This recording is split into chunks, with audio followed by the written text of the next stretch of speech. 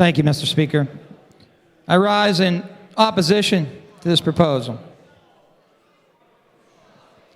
Like so many bills, this report has some good points.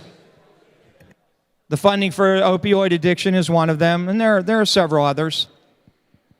But it also has so many flaws, too many flaws to let go by.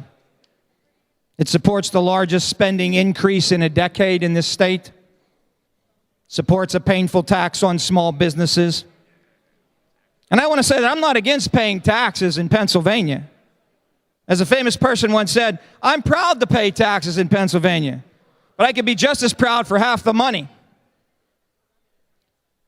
You see, in Harrisburg, the wine of increased spending and taxes is sweet, and it appears our government here has become tipsy on its influence.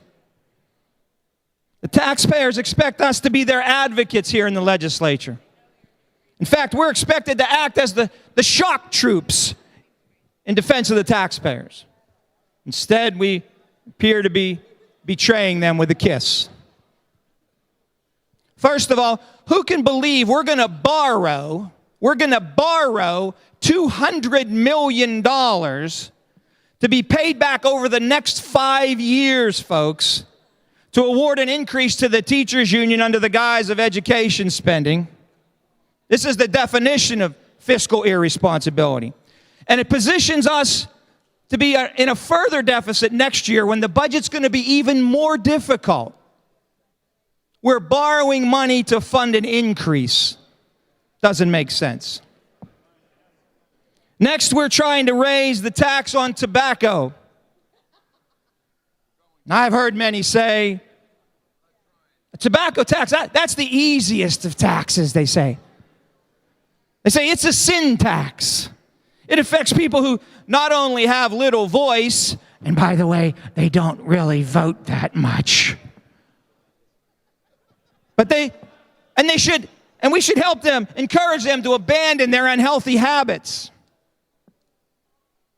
We are, as a legislature, we're not only ready to trample on the poor who disproportionately bear the burden of that tax, we're prepared to disregard the ugly consequence that driving the price too high nurtures illegal tobacco sales, which have been connected to funding terrorism against us. I say that again, folks. Illegal tobacco sales, price driven too high, has been connected to at least several cases of funding terrorism against us in multi-year investigations over the last decade and a half. And where are all those good Samaritans out there who they want to help the little guy, they claim? Why, when you saw that wounded traveler on the road to Jericho, or in this case to Philadelphia or to Pittsburgh, you not only passed to the other side, you're willing to slap him with a tax for his troubles. Now, we have been commiserating here all week. This is my biggest complaint. We have been commiserating here all week, not on how to reduce spending, but we've been gathering our best minds to determine a way to raise taxes without it looking like we're raising taxes. Now, I warned you all back home a week ago to grab your wallets and run. I'm afraid it's too late. You're about to have your pockets picked and you'll be told it was for your own good. So what shall we do? What shall we do? It appears we're faced with the odious predicament that we have not the funds to pay for our profligate spending. It's simple, my colleagues. We have to vote to reduce spending. But we're not faced with that, you say. That proposal isn't before us today in this conference report.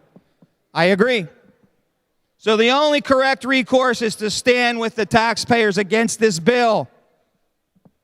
There's an old saying that to know what is right and not do it is the worst form of cowardice. You know, our citizens are thirsting for leadership in their defense. That's what's fueling the debate at the national level right now. Leadership in their defense. Be a leader. Defend those who sent you here to control spending. Stand with the taxpayers and vote no on this conference report. Thank you, Mr. Speaker.